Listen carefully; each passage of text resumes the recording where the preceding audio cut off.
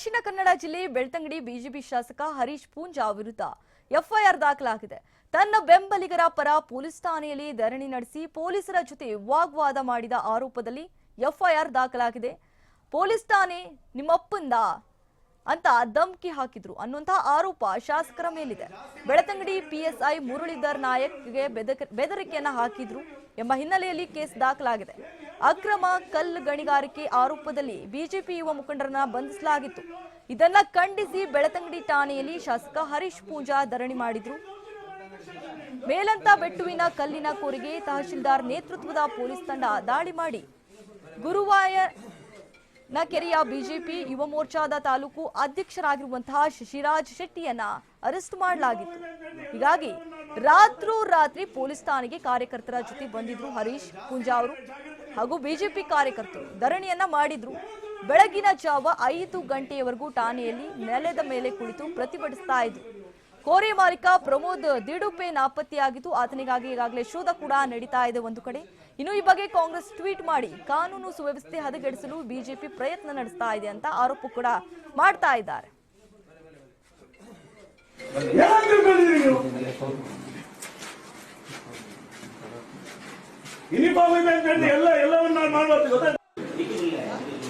ಜಾಗ್ರತೆ ನೀವು ಜಾಸ್ತಿ ಮಾಡಿದ್ರೆ ಜಾಗ್ರತೆ ನೀವು ನಿಮ್ಮ ಅಪ್ಪನ ನೀವು ಏನಂತ ಹೇಳಿದ್ರಿ ನೀವು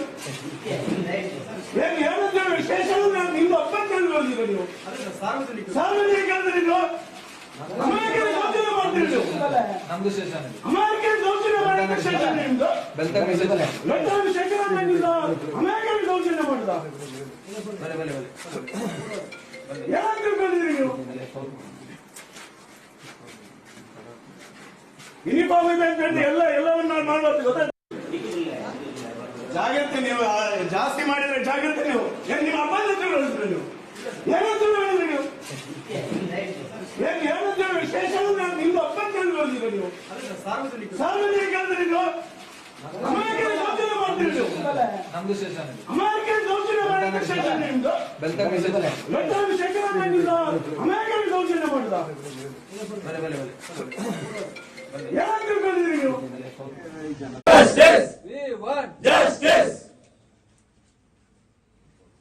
ಕಾಂಗ್ರೆಸ್ ಏಜೆಂಟ್ ಬೆಳ್ತಂಗಡಿ ಪೊಲೀಸ್ ಅಧಿಕಾರಿಗಳಿಗೆ ಕಾಂಗ್ರೆಸ್ ಏಜೆಂಟ್ ಬೆಳ್ತಂಗಡಿ ಪೊಲೀಸ್ ಅಧಿಕಾರಿಗಳಿಗೆ ಕಾಂಗ್ರೆಸ್ ಏಜೆಂಟ್ ಬೆಳ್ತಂಗಡಿ ಪೊಲೀಸ್ ಅಧಿಕಾರಿಗಳಿಗೆ ತಹಶೀಲ್ದಾರ್ ತಾನೆ ಅವರ ಹೆಸರು ಅವ್ರ ಮನೆಗೆ ಹೋಗ್ರಿ. ಜವಾಬ್ದಾರಿ ಇಲ್ವಾ ಅಷ್ಟು? ಒಬ್ಬ ತಾಲೂಕಿನ ಜನಪ್ರತಿನಿಧಿಯಾಗಿ ಸ್ಟೇಷನ್ ಬಾಗಿಲಲ್ಲಿ ಕೂತ್ಕೊಂಡಿದ್ದೇವೆ. ಇನ್ಸ್ಪೆಕ್ಟರ್ ಆಗಿ ನಿಮಗೆ ಕರ್ಕೊಂಡು ಬರಕ್ಕಾಗಲ್ಲ ನಿಮಗೆ.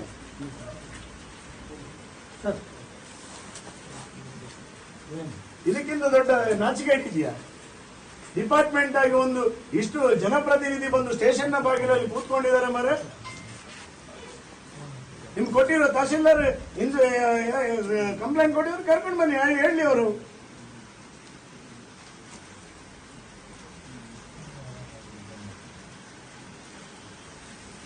ಏನು ಯಾವ ರಾಜ್ಯದಲ್ಲಿದ್ದೇವೆ ನಾವು?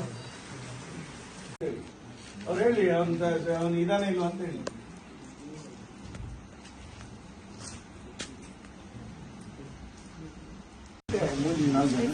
ದಕ್ಷಿಣ ಕನ್ನಡ ಜಿಲ್ಲೆ ಬೆಳ್ತಂಗಡಿ ಬಿಜೆಪಿ ಶಾಸಕ ಹರೀಶ್ ಪೂಂಜಾ ವಿರುದ್ಧ ಈಗಾಗಲೇ ಎಫ್ಐಆರ್ ದಾಖಲಾಗಿದೆ. ತನ್ನ ಬೆಂಬಲಿಗರ ಪರ ಪೊಲೀಸ್ ಠಾಣೆಯಲ್ಲಿ ಧರಣಿ ನಡೆಸಿ ಪೊಲೀಸರ ಜೊತೆ ವಾಗ್ವಾದವನ್ನ ಮಾಡಿದ್ರು ಅನ್ನುವಂತಹ ಆರೋಪ ಎಫ್ಐಆರ್ ಕೂಡ ದಾಖಲಾಗಿದೆ ಅವರ ಮೇಲೆ.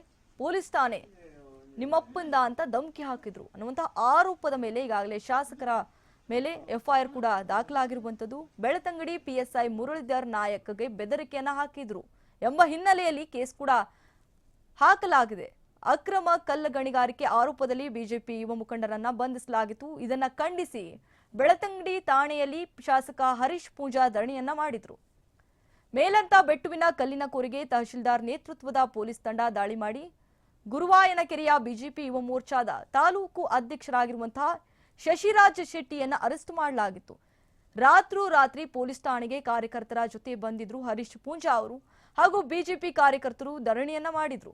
ಬೆಳಗಿನ ಜಾವ 5 ಗಂಟೆಯವರೆಗೂ ಠಾಣೆಯಲ್ಲಿ ನೆಲದ ಮೇಲೆ ಕುಳಿತು ಪ್ರತಿಭಟನೆಯನ್ನ ಮಾಡಿದ್ರು. ಕೋರೆ ಮಾಲೀಕ ಪ್ರಮೋದ್ ದಿಡುಪೆ ನಾಪತ್ತೆಯಾಗಿದ್ದು ಆತನಿಗಾಗಿ ಈಗಾಗಲೇ ಪೊಲೀಸರು ಕೂಡ ಶೋಧ ನಡೆಸ್ತಾ ಇದ್ದಾರೆ.